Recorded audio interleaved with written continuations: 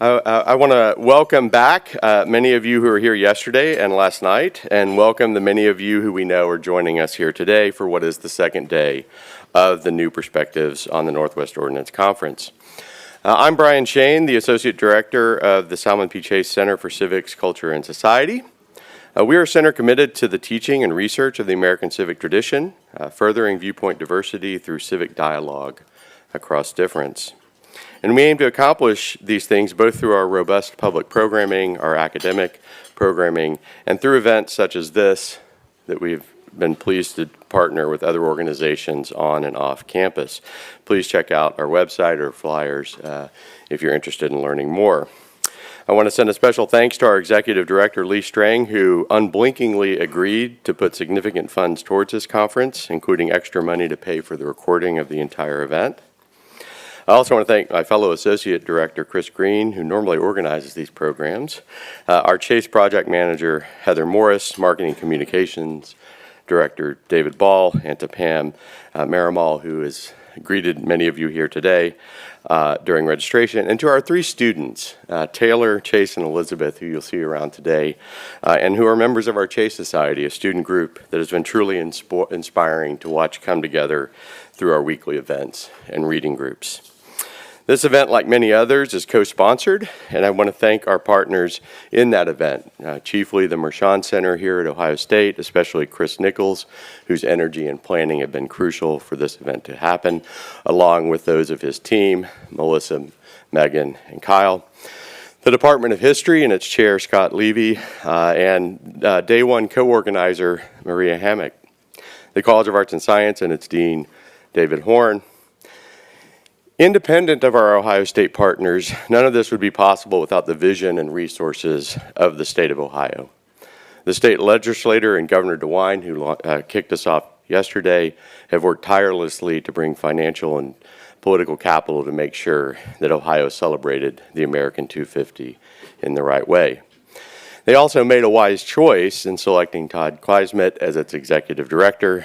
Todd and his team, Quanta, Taylor, and Chris, and I hope many others who I have not had the chance to necessarily meet, I know have been central for this. And please join me in thanking them.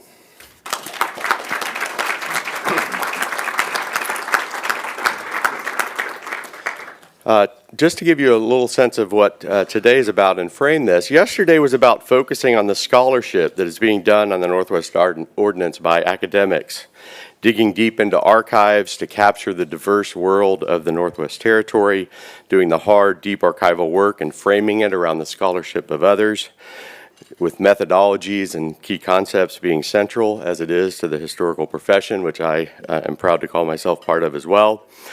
Today, our program will be bookended by some of those same historians who can share with us some of the big takeaways from yesterday, and well as those that we learned today. And also to remind us of maybe some of the things that we missed yesterday, an invitation that John Laut gave us last night to consider.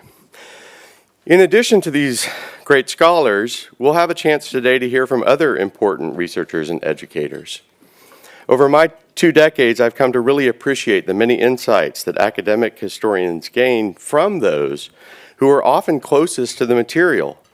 Our great local archivists, our public historians, and sometimes even non-professional historians whose personal passion for a topic allows them to keep or find stories, make them alive, and share them with the public. And today is about thinking of those stories as well, and also the people who are on the front lines of teaching American history. Our K through 12 teachers, whose love of teaching it is essential for us to tell the story of America in a fair, capacious, and civic-minded way. And today we have the chance to learn from them too. One of the people who help lead that group is Paul LaRue, my partner in co-organizing today's events. Paul is a retired social studies teacher from the Washington Courthouse City Schools.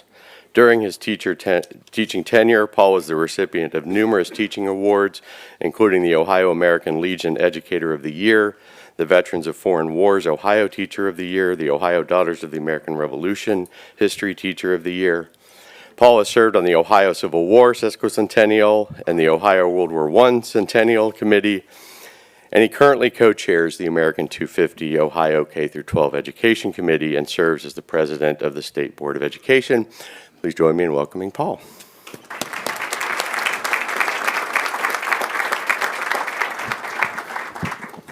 Good morning, and thanks, Brian, and thanks to the Chase Center for really making this possible. This is really an amazing opportunity, and Brian already did a great job, but a couple quick shout-outs. Day 2 wouldn't have been possible without Day 1, and Chris and Maria did a fantastic job, along with Ohio State. I'm an Ohio State alumni, so, what can I say? I'm a shill for OSU. But, I'm so proud to be back. It's like 50 years ago when I was here, so nothing's changed since I was here. But it's great to be here. It's great to be talking about this kind of topic, and really it's a way to kind of frame this. And last fall we had a teacher workshop, the American 250, which I co-chair with State Representative Joe Miller, and we had it at Fort Lawrence. And when we did it, my one thing that made me nervous was, well, gosh, will people show up for it? And the great thing about teachers are they want to be where the good information is. And so what we found is we had a full house there. We had people joining us online. And again, Fort Lawrence is in rural Tuscarawas County. So it's exciting here to look around the room today and see all the educators that are with us because, to me, those are really the boots on the ground. And we're shameless about it. We're shameless. That's what I love about it. We're all shameless about it. But let me start you with this. Article 3. You'll know this one. Religion, morality, and knowledge being necessary to good government and the happiness of mankind, schools and the means of education shall forever be encouraged. There is one teacher in the room today who has that over his door. Drew, raise your hand. All right. How awesome is that as his students come into his room in rural Southern Ohio every day, they see that? It all goes back to Brian. The Northwest Ordinance really becomes this North Star for public education in Ohio. It was, and it still is. 50 years after the Northwest Ordinance first came out, Ohio's first state superintendent, Samuel Lewis, wanted to know what education looked like in Ohio in 1837. And in 1837, if you wanted to know how something looked, you got on a horse. And he rode 1,200 miles around the state. He visited 40 of Ohio's 80 counties. They only had 80 counties at that time. He visited more than 300 schools. He said, the occasion has been taken to visit many schools in the country and to converse with teachers, children, school officials, and parents. He also wrote something that I thought was fascinating. There are now 7,748 school districts. Now that makes sense because of the land ordinance of 1785. So, they were organized by townships. Today, the state of Ohio has 608 school districts, which is still a large number because if you go to Kentucky or West Virginia, it's all by county. So there are these really interesting vestiges that really date back to this earlier time. But let me conclude by saying I'm incredibly pleased and proud of the nearly 120 public school teachers in the state of Ohio who help educate the 1.6 million students that attend Ohio schools every day. I'm excited about the day. Thank you for being here. Let's get down to it.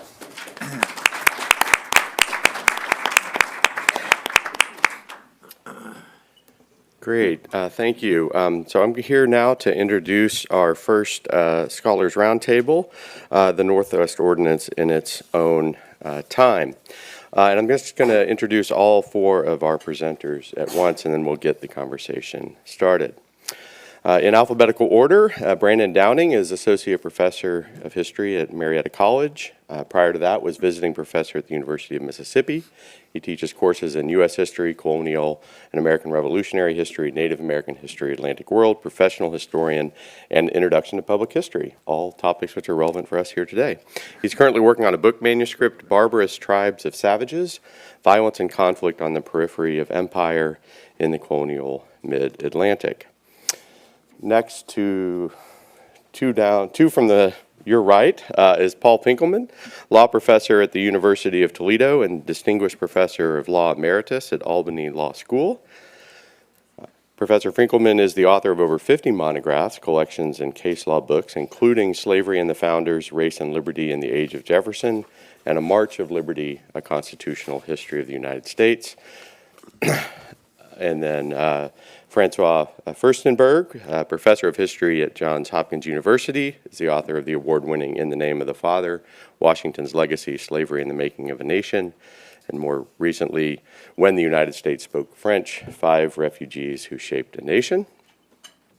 And then last but certainly not least, Margaret Newell, on the end there, is a distinguished professor and scholar of history at the Ohio State University, and has authored many works on early American economic history, including the award-winning Brethren by Nature, New England Indians, Colonists, and the Origins of American Slavery. She's now working on a very interesting Mellon-funded research project on African and Native American citizenship and civic engagement from the Revolution to 1930. Please join me in welcoming them.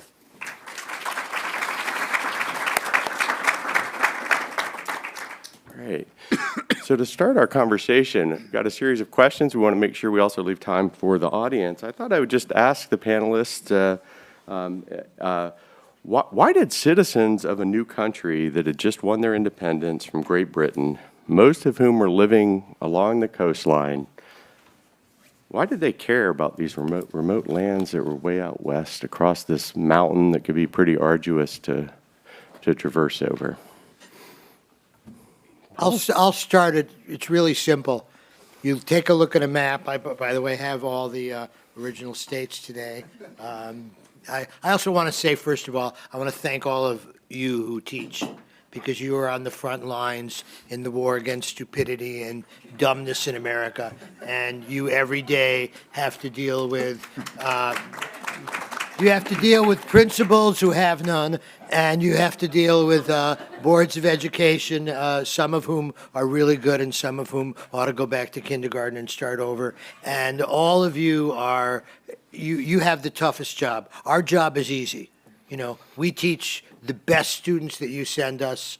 I've taught in history departments and law schools, and so I get the best students after they get through college even.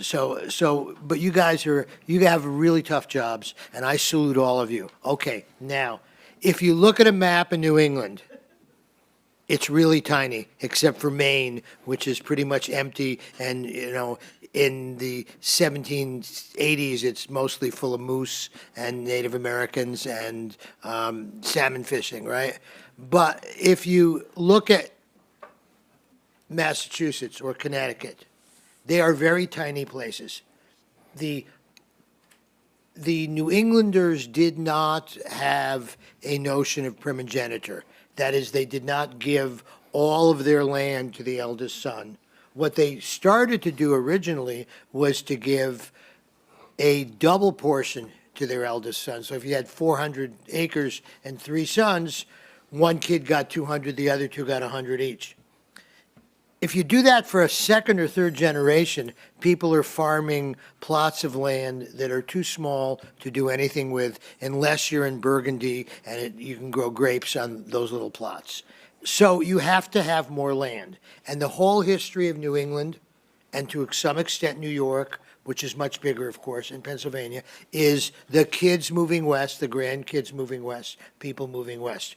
American Revolution comes, you got to pay the soldiers, you don't have any money, so you give them land in the Connecticut Western Reserve, right? They get to move to Youngstown. Aren't they lucky? Or Akron, where I once taught. Okay, so the answer is really very simple. Ohio and the Ohio country and what's west and north of Ohio is this amazing place of very, very fertile land. And, you know, just look at the town names. When I teach this stuff, I have students plot town names across America. 1 second more and I'll shut up. So one of the early settlers is Owen Brown from Connecticut, who comes with his son John, who will have a major impact in American history. Owen Brown settles in Hudson, Ohio. I live in Albany, New York, when I'm not teaching in Toledo. You stole the name of the river next door to me. Why? Because it's the migration of people. You know, I once gave a lecture in Plymouth, Michigan. It's Salem, Ohio, Salem, Illinois. So the whole migration, and you can see it in town names, and you can teach your kids that way. Great. Are there other reasons why? Yeah, Margaret. Yeah, I'd say that what we might think of as a place far away, it was at the center of attention in 17th and 18th century North America. So in the 17th century, the Ohio country was both a center of Native American nations kind of recreating new communities in the wake of epic wars with the Iroquois Confederacy, known as the Haudenosaunee now. In the 18th century, this area was already the target of excitement, speculation, investment, and hopes and dreams from people of many ethnicities and many nations. The Ohio country can be arguably was the cause of the American Revolution. Britain's recognition after the French and Indian War that it needed to figure out a way to manage these territories, and that included different set of relationships with Native Americans and with the French habitants. The Quebec Act, which would have included the Ohio country to the Ohio River in a province of Quebec without an elected government, but with religious toleration, and a role for Native American subjects or independent nations within that region. As news of this was as this plan was being formulated over the period between the war and the American Revolution, Virginians, Pennsylvanians, and others were lobbying against it, watching it, and it was already apparent it was going to happen by 1771, 1772. It's a major reason for the disaffection of Virginia planters and others from the tie with Great Britain. So, I mean, it's a causal element of the coming of the American Revolution. So the plans were, ideas, plans, investment, speculation, efforts at settlement had already been going on before Lexington and Concord. Yeah, great. And so I hear geopolitics, and I hear economics, and I hear many topics that were discussed yesterday as well. The fact that it wasn't a void area. So, Brandon, you had something to add? Yeah, so just kind of to build off both of these comments is looking from the settler perspective. Again, speculation was a big part of this, especially if we look earlier on from what occurs after the 7 Years' War. Right, there's another war that occurs soon after that with Native Americans, and the conflict between settlers and Indians on the frontier was a very pressing concern. And I think that, especially teaching this class, Revolutionary War, a lot of my students are very familiar with the events that happened in Boston and New York and Philadelphia, but they're less aware of what was happening on the frontier at the same exact time. So although my students are not particularly aware of that, certainly the Founding Fathers were, because they were part of that speculation, the speculation companies. There were squatters living on their lands. And after the 7 Years' War, Britain kind of put a freeze on that. And they held those lands. They did not grant lands for a while, just trying to figure out how to rectify the situation. So the problem is that it didn't stop, right? Even though they said you can't squat on these lands, you can't move forward with this, they still continue to do so. And Britain really was at a loss of what to do about this, and so that's why they put this proclamation line up to kind of prevent conflict between Indians and settlers, even though settlers continued to cross over that line.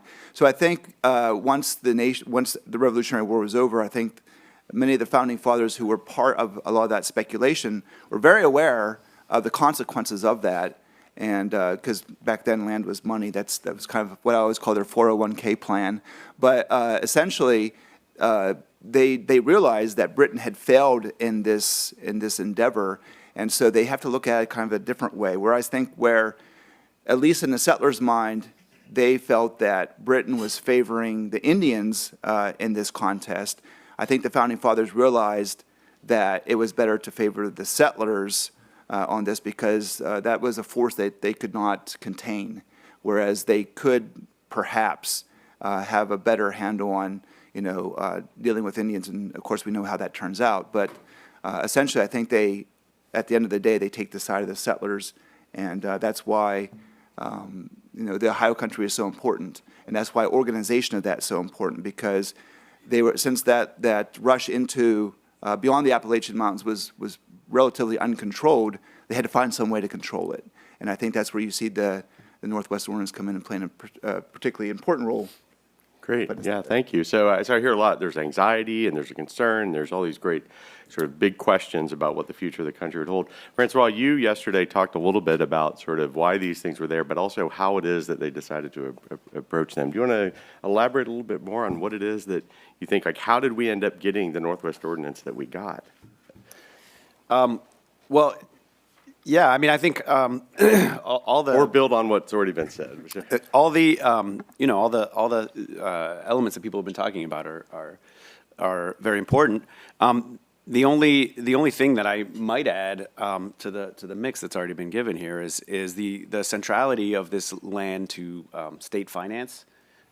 When the United States finished the revolution, it was essentially bankrupt. I mean, it had no money. It couldn't pay its soldiers. It couldn't raise taxes, and the future of the sort of fiscal existence of the United States really rested on the ability to assert sovereignty over these Western lands, and to begin to sell them and to raise revenue and to issue debt actually on the foundation of those lands.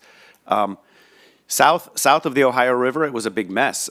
Kentucky had been allocated under Virginia law, and the titles were incredibly confused. And it said if you buy land in Kentucky, you buy a lawsuit.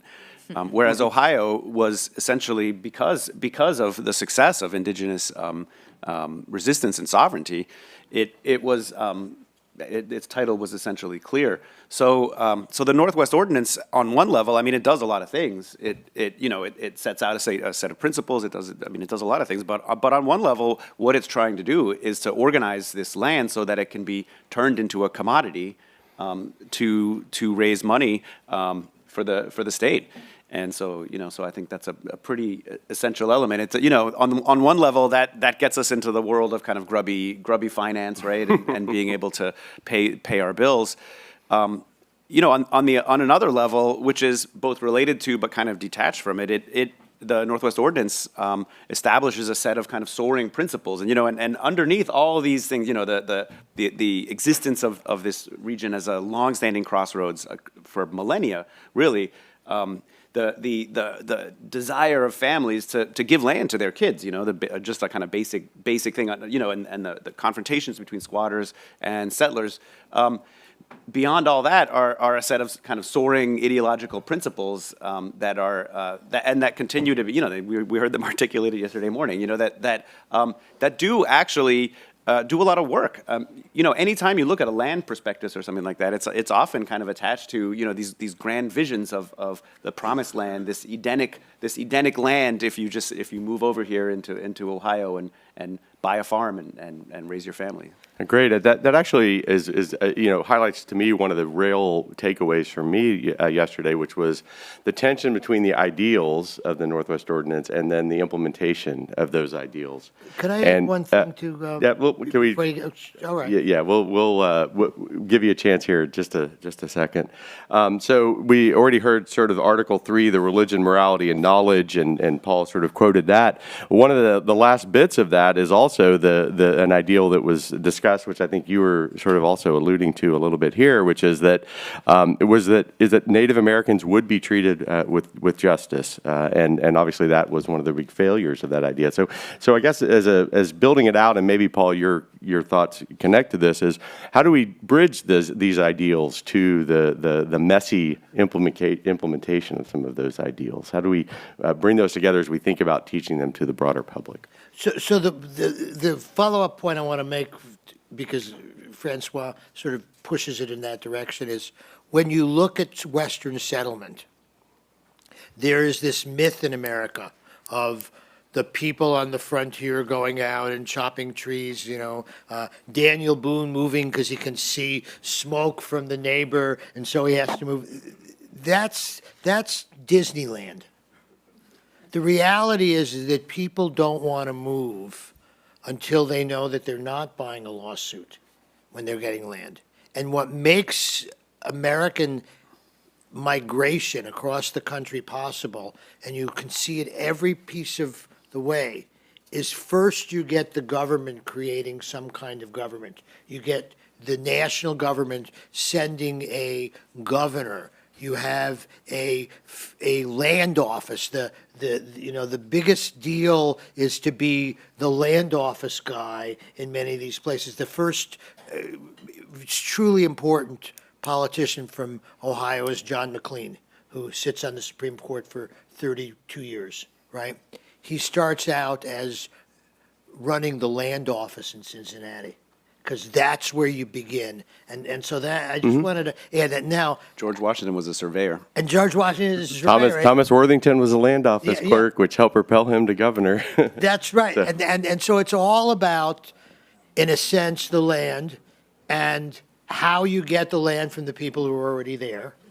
And the people in Philadelphia, in New York, writing the ordinance are saying, well, let's treat the natives with respect.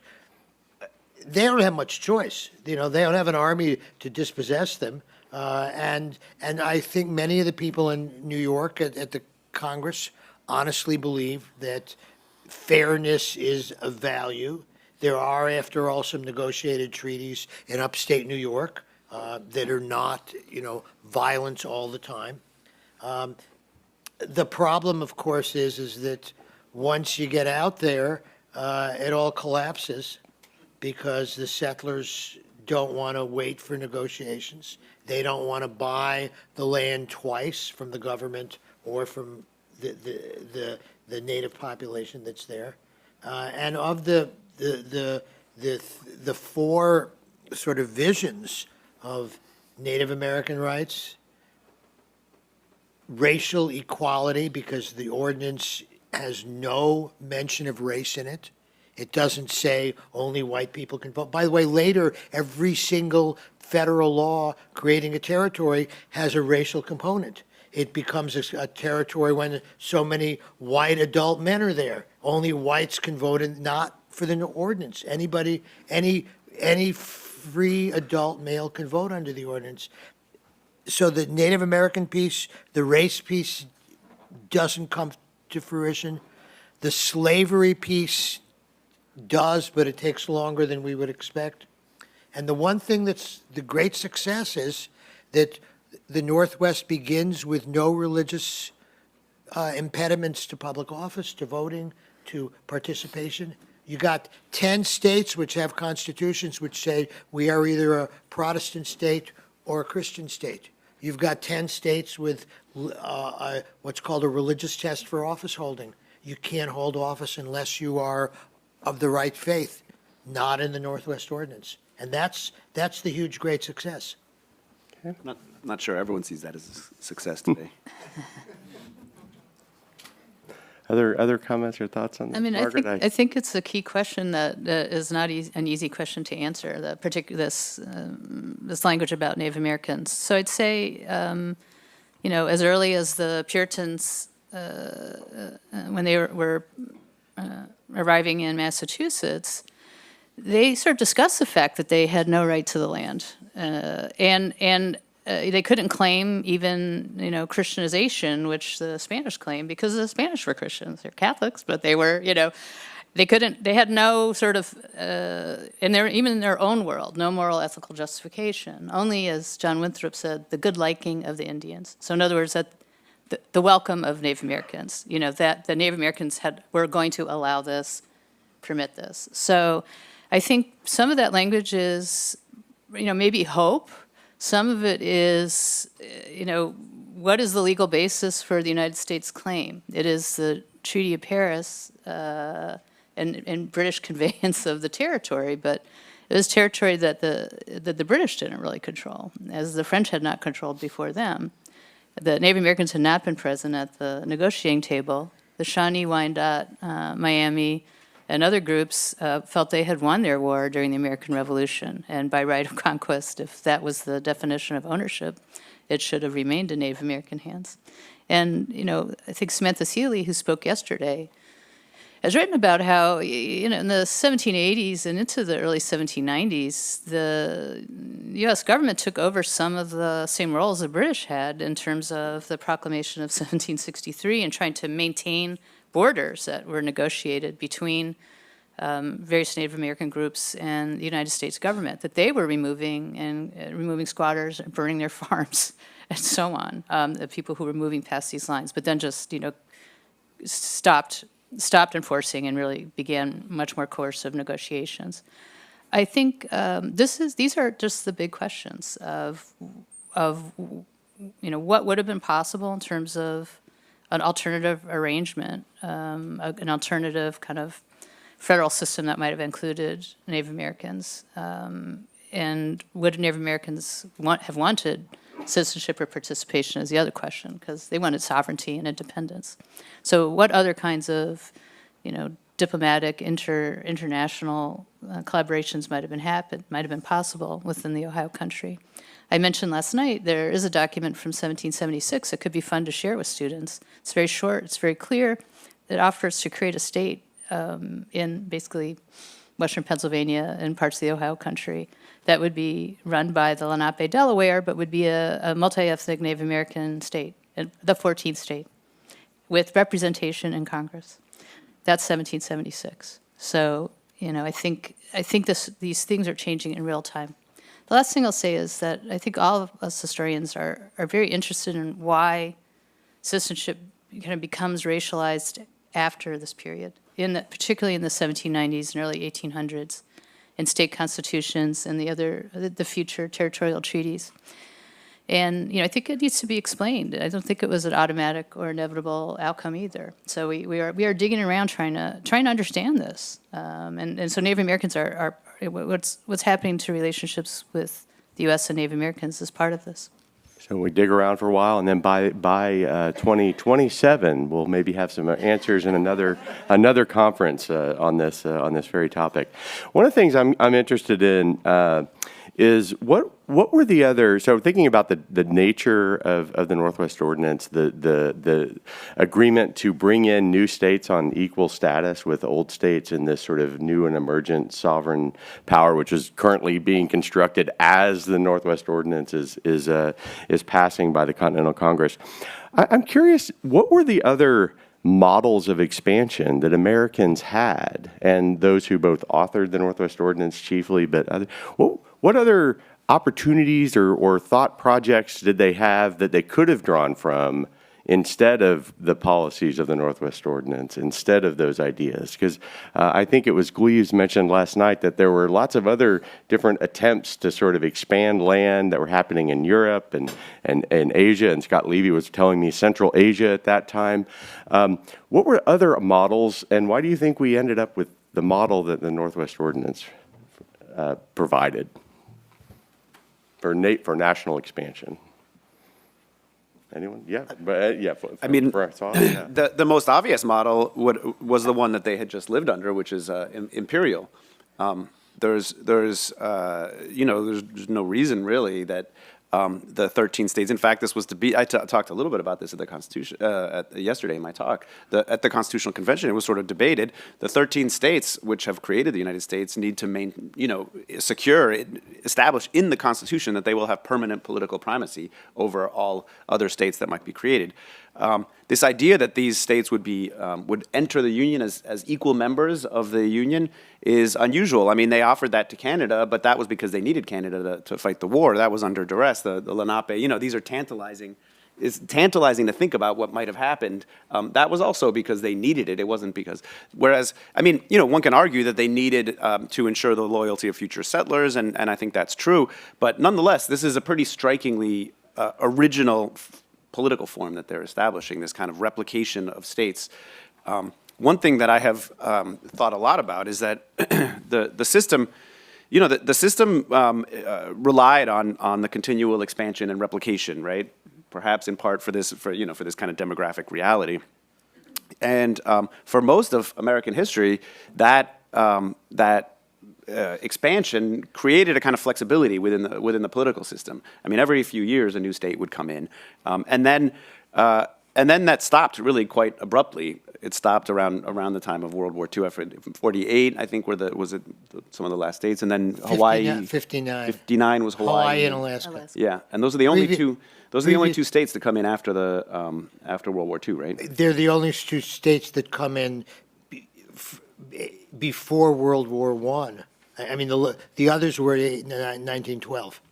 So Is Arizona and New Mexico. So So I there's think- this huge gap. yeah, and there's something. I mean, in my mind, this is kind of an underexplored problem in American history, because for the first 140 years or whatever, you have a system which is constantly changing, constantly evolving, and then for this next 100, it's been about 100 years, the system suddenly freezes in place. And I think it's possible to argue that some of the political tensions that we see today have something to do with that stasis, which So in a way, this model created something really interesting, really original, relative to the other systems that existed. But it has left. It may have left some problems for future generations Interesting. to wrestle with. I think it also, I'll insert myself a little bit. I think the other model you earlier alluded to is what was happening south of the Ohio River, which was sort of a chaotic model of extending things, still bringing states in, but not as well organized, including slavery spreading into it, Yeah, I mean, and the like. So even Jefferson within talked the about US. sister republic. It was a loose alliance of republics Sure. was the other obvious. There's another explanation, though, which is the imperial model is London 3,000 miles away and 6 weeks on a boat if you got good weather. And the people who come here from Europe, even though they may have relatives still in Europe, they are no longer connected to those families. And especially if we think of the Germans, for instance, in Pennsylvania, they're not connected to Germany. The people in old Dutch New York are no longer connected to Holland. But their kids, again, it's family. You don't want to be the colonial master of your child or your grandchild. And your grandchild isn't going to put up with it. So part of the notion of states coming in is that these are our people, and people talk about this. They talk about there are flesh and blood. It's not the same as England kicking the Puritans out, right? Puritans are running away. They don't, and some go back under Cromwell, but most don't want to. And so I think the political structure is also part of the ideology of the revolution. The notion that you do have some level of self-government. Tom Paine's idea that's idiotic for an island to rule a continent. It's also idiotic for Massachusetts to rule the Northwest. It's too big. Yeah. So I think it all converges in a lot of those ways. Well, I think the models are also internal. So Massachusetts, Virginia, Connecticut, a number of other colonies, Rhode Island, had already created reservations in the colonial period. So they had already, what had the process of colonization with itself within these colonies that operated like little states, really, within the British Empire, was in fact to patent land, distribute land. Towns were like little corporations that distributed land. That was the process of town founding in Massachusetts and elsewhere. So these processes actually had a long history in North America that people could draw on. But I think there is also this Jeffersonian dream. His drafts of the ordinance included both north and south of the Ohio River, wanted no slavery in both areas, and also citizenship was tied to property ownership in many state constitutions in the first wave of Constitution writing. So to me, what a lot of what's going on in Northwest Ordinance, it is drawing on, because the drafting started rather early, while the war was still going on, negotiating that the large states that had claims in Western lands based on their corporate charters dating back to the 17th century. All these charters said that Virginia had land from sea to sea, or Massachusetts had land from sea to sea. So smaller states that didn't have these land claims are really worried about inequity within the union. So the larger states cede these lands to this nation that doesn't really exist, sort of exists. The Confederation government, and then for someone like Jefferson, it's completely central to his notion of citizenship. That it will be just land. You'll create citizenship for everybody through land, but it's the everybody is very important. Who he's thinking about in terms of who's going to be eligible for these things. But I think that there is that is another motivation, and I think that's why the Northwest Ordinance contains some of the most optimistic languages that is being generated in the writing of these early state constitutions, when they're feeling unbound and they can really try a lot of things. And this is where they really want, everything they really want to have happen out of the revolution is getting poured into these state constitutions. And a lot of that language, I think, has been the subject of our discussion yesterday and today. Thank you. Well, I want to make sure the audience has time, so I'm going to ask each one of you one last question, and that is briefly, what is one aspect of the Northwest Ordinance or its early implementation that you think students or members of the public encountering it for, maybe the first time in a serious way need to know? And I'm borrowing that question from my friend in Marietta. They can't attest. I was so glad you asked that question. It was already pre-circulated, but so I hear you. Gave me a shout out yesterday. Here's your shout out. So, Margaret, do you want to start, or you just been, I feel like I just said said what I thought was sort of the one thing, was sort of the radicalism of the Northwest Ordinance and the kind of positive legacies, I think, are tied into these aspirations of the American Revolution. We'll just go down the line. For me, I think working as a public historian, I think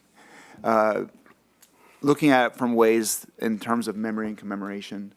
So, we're coming up on another celebration, another anniversary. So it really gives us time to reflect on that. So thinking about what came before, various things that we've talked about, and what came to be the Northwest Ordinance is very important. And then kind of like how we see it in terms of a founding document. We had a really nice conversation about that yesterday. And then what it means for us today, right? What ideals do we take from that makes it part of our national identity? What do we take from that? What do we embrace from that going forward to think about who we are as a people and what we cherish? So I think a lot of that, being from Marietta, living in Marietta, that's very important to the people that live there. So we live through that a lot, but we would like to maybe share that also with people at large. So hopefully through the school systems and stuff like that, we can take something from that to realize what role Ohio plays in the formation of the United States going forward. Paul? Okay, so I would have two things to teach people. One is what's not in the ordinance. So I mentioned the fact that there's no religious establishment. There's no religious test for office holding. None of the ordinance does not designate racial distinctions the way other state, as I said, almost all the state constitutions have religious tests for office holding. Some have racial tests for voting. Others don't. Blacks vote in the majority of the states if they are free on the same basis as whites, but other states don't. None of that's in the ordinance. And then, of course, Article 6 on slavery is there, and yet we find slaves in Illinois until the mid-1840s. And it takes 60 years for the ordinance to kick in. And I think that leads to the other piece of the ordinance, is that the ordinance is a guideline, a model, a set of potential policies, but ultimately it's the people of the Old Northwest. It's the citizens of Ohio, Indiana, Illinois, Michigan, Wisconsin, and a little bit of Minnesota who have to implement the ordinance. And so you get these very dramatic differences. We're in Ohio, but if we go up to Michigan, Michigan has no racial distinctions in its except on voting in its first constitution. It has no prohibitions on or any way of stopping black migration, quite the contrary, unlike, say, Ohio did for a while, but then Ohio gets rid of it in part because of this guy, Salmon Chase. Quick Chase story, and then I'll shut up. In 1849. I'm not going to stop that story. Go ahead, Paul. Okay, this is from doing research in the archives. 1849, the Ohio legislature meets. The Whigs don't have a majority, the Democrats don't have a majority, because there are 6 Free Soilers, and they control what's going to happen. The Free Soilers go to the Whigs, and they say, we will vote with you. You will control the legislature. All we demand is you repeal all the black laws. You allow blacks to move in. You get rid of all of this discrimination. Can't touch voting because that's in the Constitution, but you can do everything else. Repeal all the black laws, and you send Joshua Giddings from the old Connecticut Western Reserve to the Senate.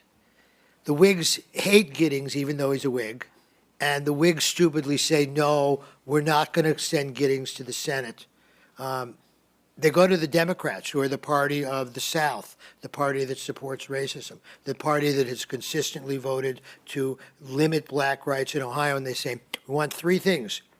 We want to get rid of all the black laws, and the Democrats kind of choke, and we want you to get rid of this one particular judge who's been really nasty in fugitive slave cases. And we have a Democrat for you to send to the Senate, the Free Soil Democrat, Salmon Chase. Chase is not in the negotiations. He's in Cincinnati writing his friends, and he writes a letter in which he says, if I can't go to the Senate, but you can get the black laws repealed, that's enough. And by the way, Chase is about as ambitious as you can possibly get, He wakes up pretty much every day wanting to be president, as does John McLean, who tries to be president all the time. He's on the Supreme Court. Chase is incredibly ambitious, but he says, my ambition is not as important as repealing the black laws. And the description in the vote of the legislature is all of these Democrats who have one time, and they are the party of the South, the party of slavery in those days, right? All of them who have voted for all of this racial discrimination their whole life, every one of them going up and saying, yes, on repealing the black laws. And then they send Chase to the Senate. Thank So you. there's your Chase story. Thanks for that. He's He's a great hero. Francois. I don't know. I was thinking a little bit about what some of my major takeaways from this conference are, and I think if I had to put it into one word, it's the just kind of the messiness of the situation in the Northwest. I mean, the Northwest Ordinance is a very neat document. We can read it pretty quickly, and it lays out a set of basic principles. But as we've talked about over the course of since yesterday morning, there's a big gap between those principles and the sort of reality that exists, and it's such an interesting reality. And actually, I'm I would love to hear from the teachers in the room their experience, because it's such an interesting and complicated and messy reality. It's slavery is, as was mentioned many times, is not simply black and white slavery, the way we come to think of it in by the time Lincoln says either half slave or half free. I mean, you have indigenous slavery, you have French practices of slavery, you have the relationship between slavery and captivity, you have indenture, which coexists, and then you have these crazy forms of indenture in the 99 years and whatnot. So all of this stuff is going on. You have the Northwest embedded in these big circuits of travel across the St. Lawrence, the Mississippi. The Northwest Ordinance is a foreign policy document. I mean, you have all this stuff, these complex systems of sovereignty. It's very hard to boil down to a relatively brief document. And my sort of experience is that there's a deep yearning in the country right now for very simple stories, for very simple morality tales. But I'd love to know from teachers in the classroom, whether what students are actually interested in is the really complicated reality where soaring principles are true, but so is the fact that people they want land and they're willing to kill people people to get it. And they want to expand west, not just to have their own liberty, but also to maintain their mastery. And these things are both true, you know. And so anyway, yeah, I'm very eager to hear from what teachers. Yeah, I think, and that's what we're going to turn the rest of the time. We have about 20 minutes or more, a little bit more for questions. And thank you for that presentation. And now, if you guys think of your questions, please raise your hand. We have 2 people with microphones who can find you. Todd, we'll start with you, and then. Well, good morning, everyone. Really great discussion. One thing I would like some conversation about is the land ordinance of 1785 and connecting that in to this discussion, and how significant is that, surveying, et cetera. I'd love to just hear a little bit more about that. Thank you. Who would like to talk?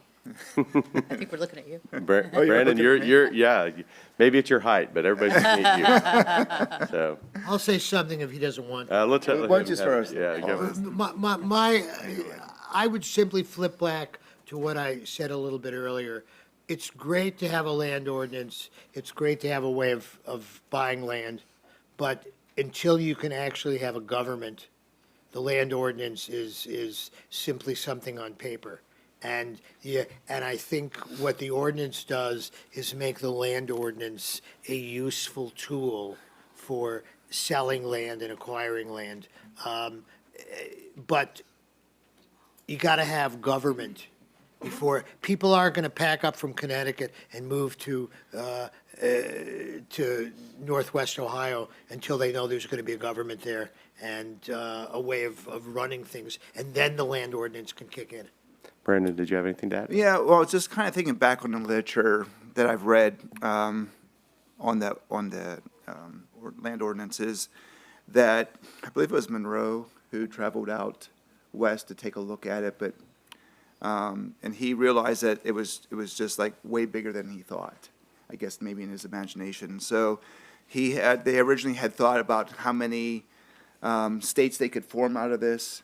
And then, he kind of realized that was unattainable. And so I think the other part of that was in terms of size and the way to configure out how many states come out of this.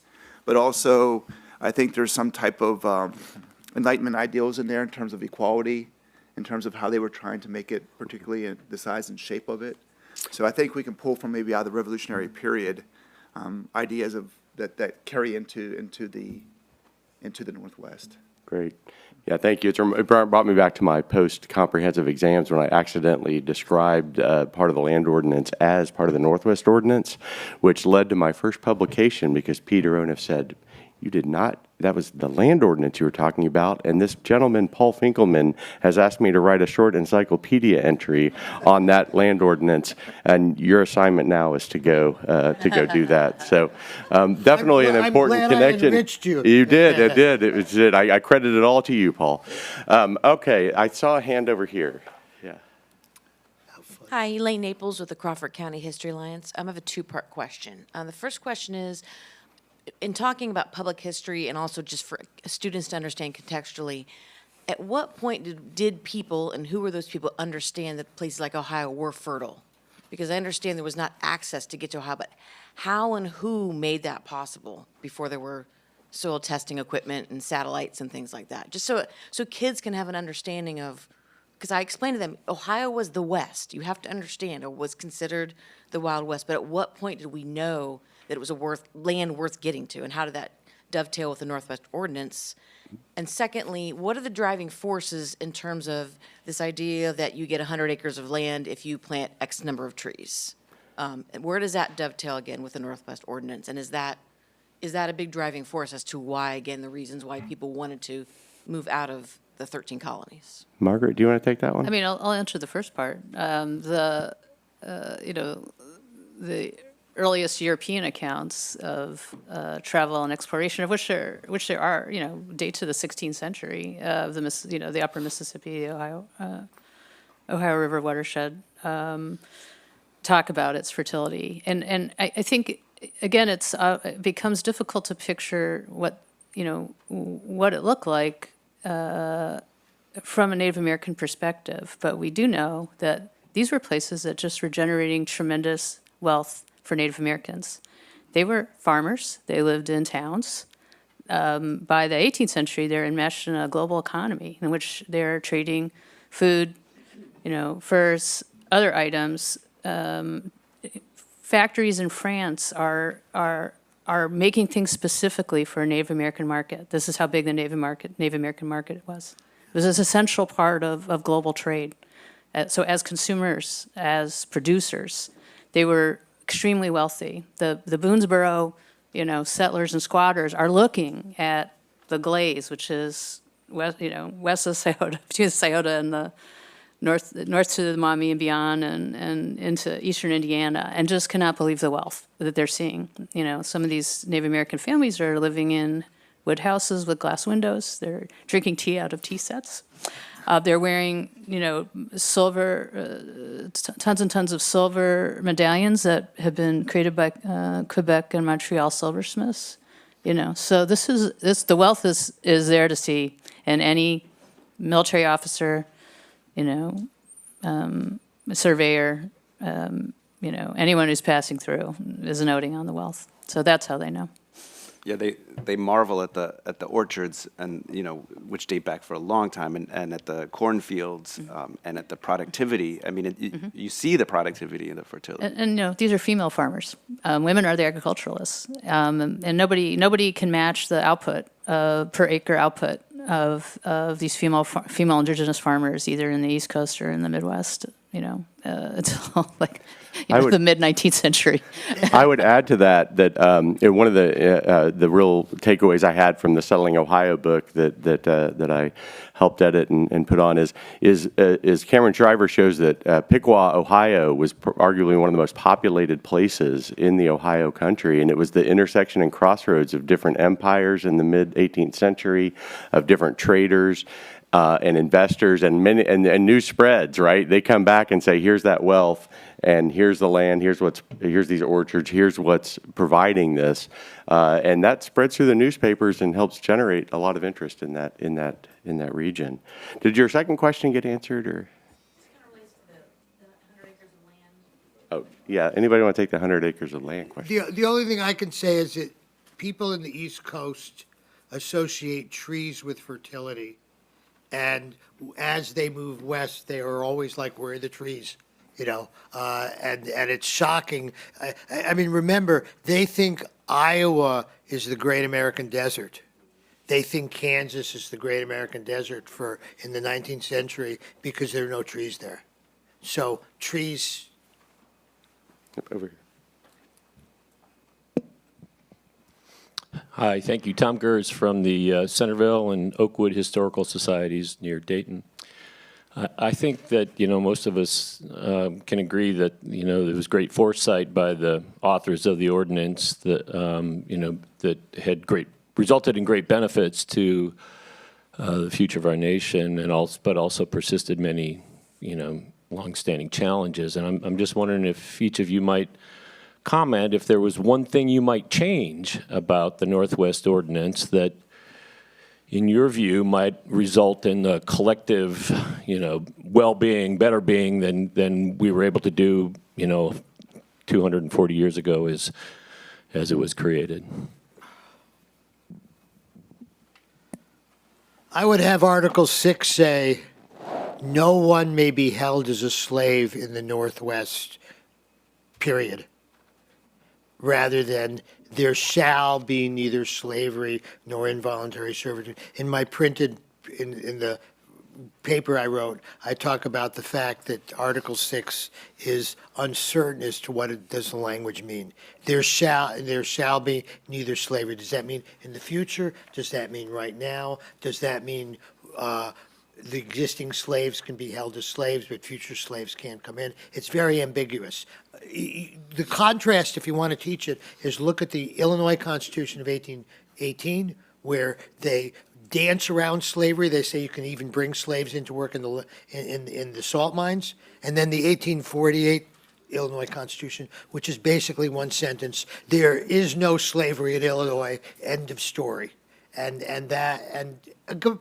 on the other hand, Article 6 is the first time in the history of the world that a country has said we're going to stop slavery with a piece of legislation. It's a dramatically important, fabulous change in all of Western legal culture and political culture.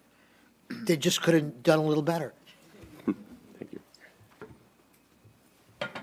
Thank you guys. It's been great to hear from you guys this morning. But my question in particular is for Brandon Downing. So we've heard a lot of the negative effects that the Northwest Ordinance in this time had on the local indigenous tribes.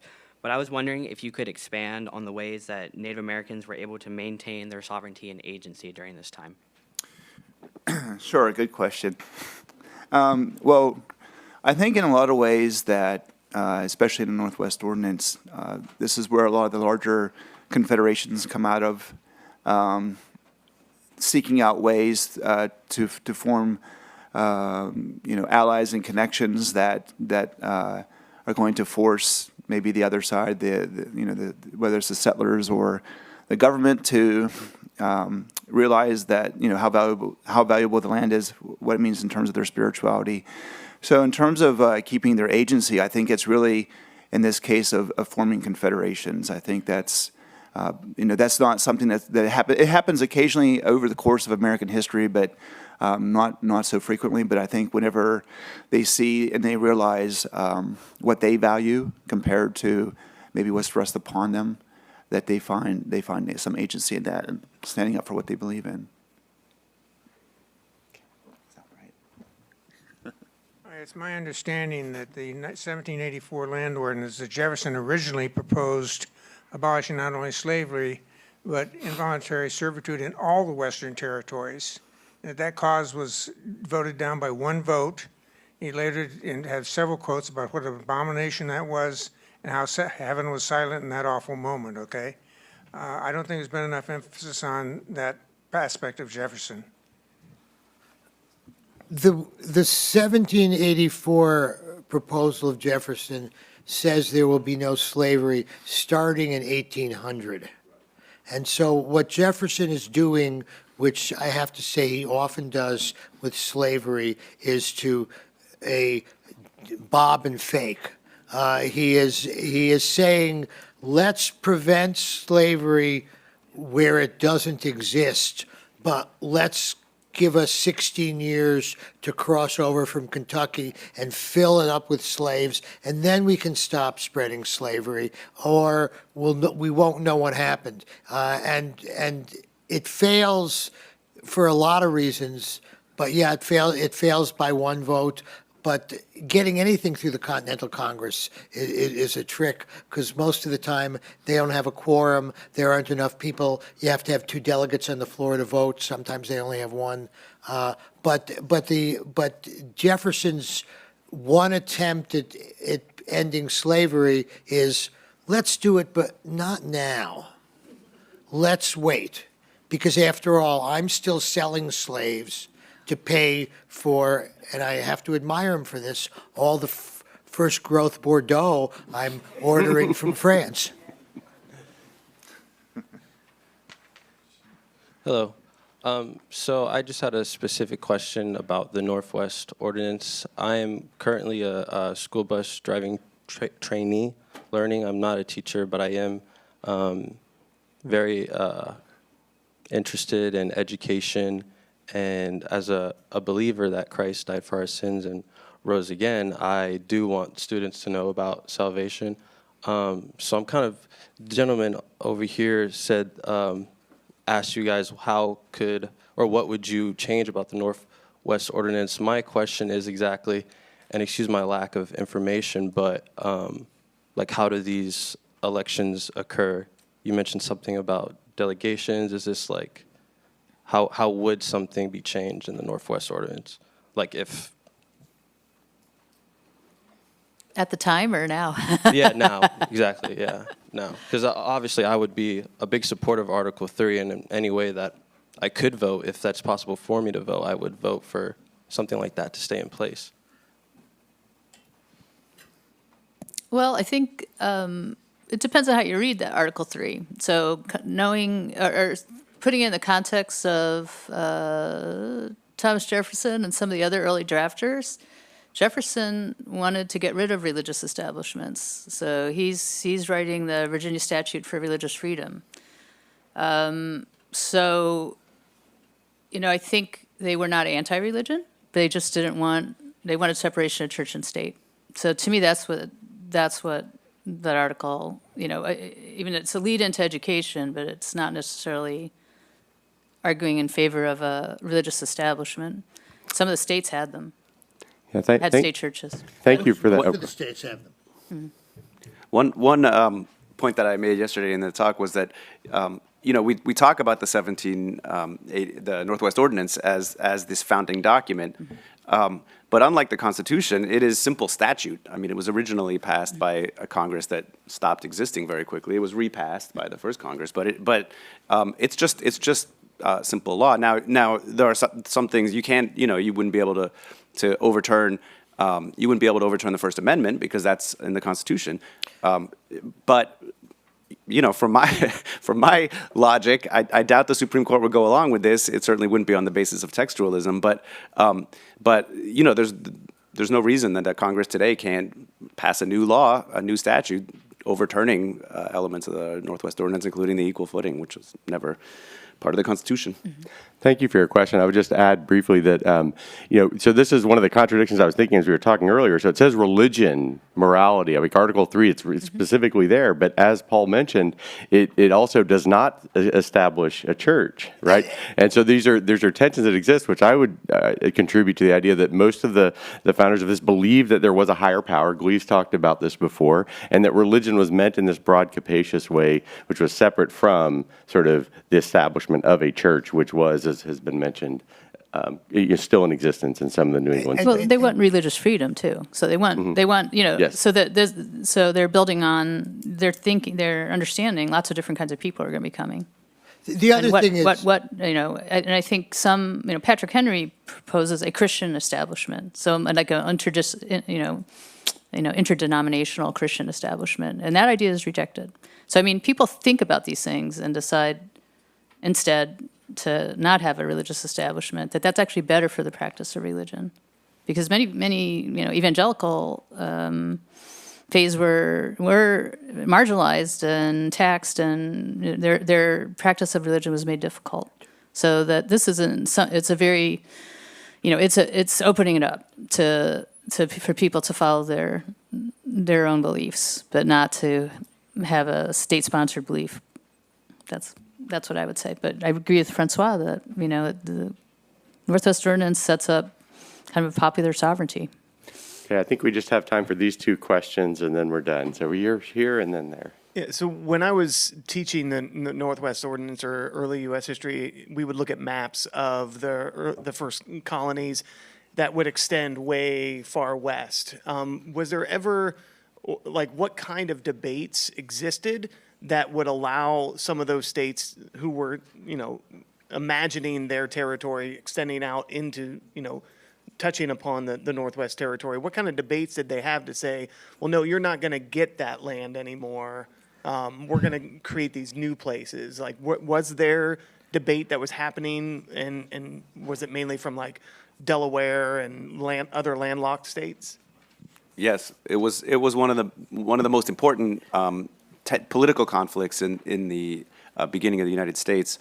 In fact, the Articles of Confederation weren't even ratified until near the end of the American Revolution. And the reason it is over these Western land claims. There was a big division between states that had Western land claims. Virginia had the most extravagant Western land claims, and the states that didn't have Western land claims. And the states that didn't have Western land claims were insisting that these charters that in theory gave these states rights to the Mississippi, and in some cases all the way to the Pacific, that they be abandoned. And they eventually were.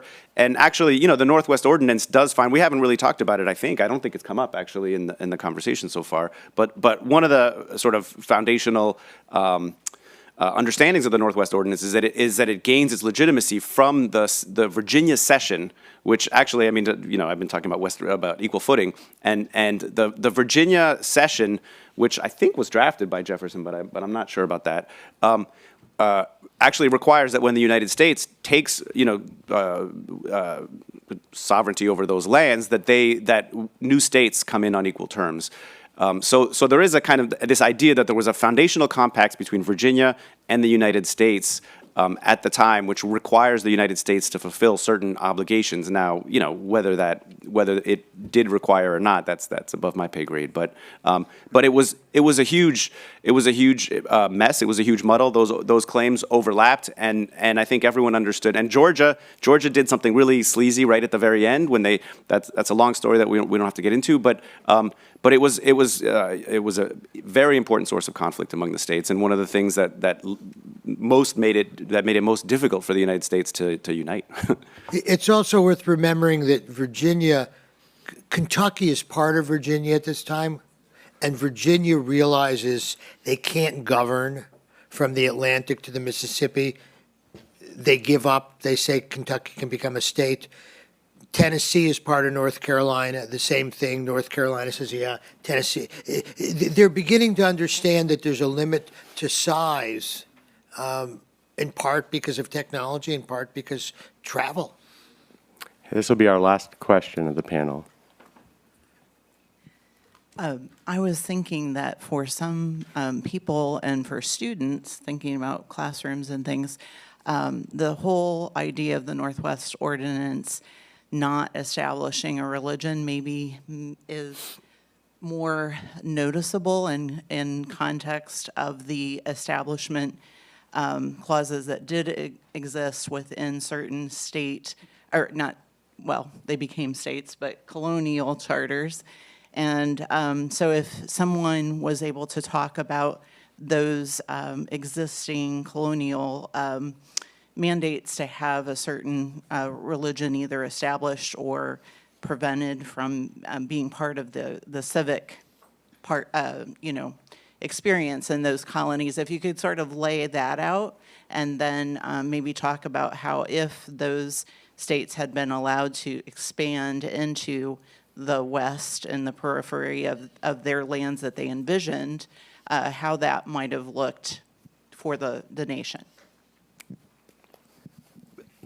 I can give you, I'm doing something really dangerous here. You can reach me at my name, paul.finkelman@yahoo.com. Email me. I can send you a summary of all of the state constitutions, and they're states by then, that establish churches, and you can give the contrast. The Massachusetts Constitution 1780 has pages, literally, dealing with religion, directing that the trustees of Harvard, which is, by the way, a state college at that point, will be the congregational ministers, and then they list 7 towns. States saying, New Jersey says we are a Protestant state.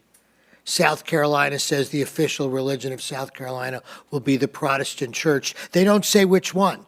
They don't want to get into a fight between Presbyterians, Methodists, Baptists, Anglicans, and Lutherans or something. So, and then the other ones that say only a Christian can hold public office. What's really important is that the people in Philadelphia writing the Constitution borrow from the Northwest Ordinance the concept that there can be no religious test for office holding in the United States, and they borrow the concept that people can take office by oath or affirmation.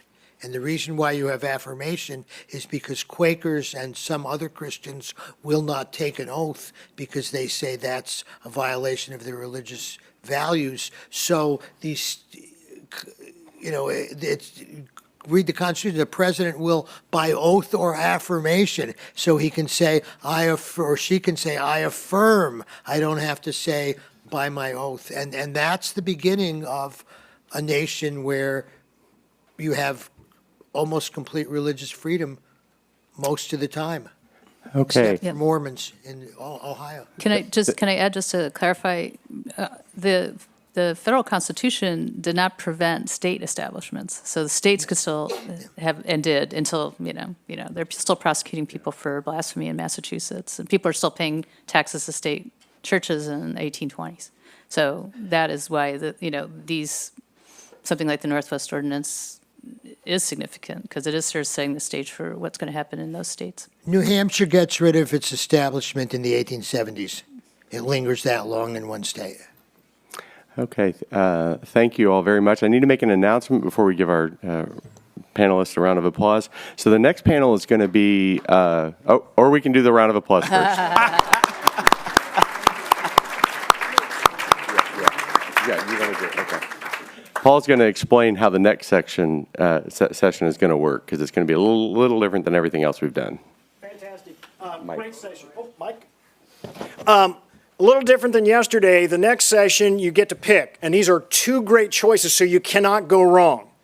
The first group is here, and that is Kimberly and David, and they are two great high school teachers who are going to be talking about teaching strategies. The other session is upstairs, and that is my session. If you remember, Governor DeWine yesterday talked about an initiative that was happening, and that is exactly what we are going to be talking about, is combining literacy with history. And so now, to attend our panel, when you go out to get a refreshment, walk and then turn to the left, and there's an elevator. I think the only way you can get up is through the elevator. So take the elevator up, and you can't miss it. You cannot go wrong, okay? It's win-win. So grab something. But anyhow, if you want to attend our session, you're going to have to catch an elevator and come upstairs. There are steps at the end of the hallway or to the elevator, and it's in room 302. There you go. Room 302 for those of you who want to join the Decoding the Northwest Ordinance, the Science of Reading, and then the other one is Strategies and Resources for Middle and High School Teachers. Grab yourself some food. Thank you all.